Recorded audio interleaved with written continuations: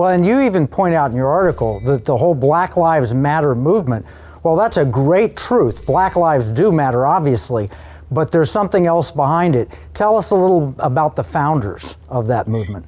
Yeah, first of all, they keep saying that, all lives don't matter until Black lives matter, when actually, from a biblical perspective, from my perspective as a Christian, Black lives matter only because all lives matter.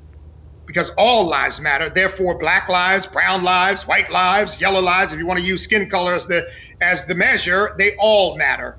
But yeah, look, this organization entity called Black Lives Matter is not at all about saving Black lives. Now, how do we know that? We know that because since the death of George Floyd, which is a horrific incident, terrible misconduct on the part of that police officer, but since that time, somewhere in the vicinity of about 25 Black people have died, many of them children. Just as the day after we're taping, or a day or two before, a 1-year-old shot dead in New York in the crossfire, several 3-year-olds, a 10-year-old, several young teenagers.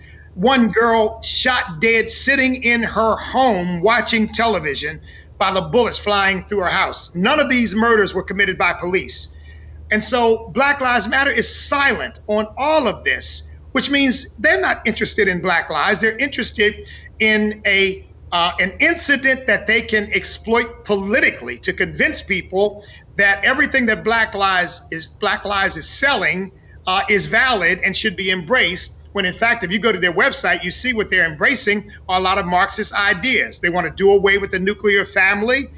They want to press transgender, same-sex marriage. I mean, they've got this whole sexual agenda, and all of that, people don't realize, all of that comes out of the Marxist Playbook, Kevin, because Karl Marx and his followers believed that you had to separate children from their families.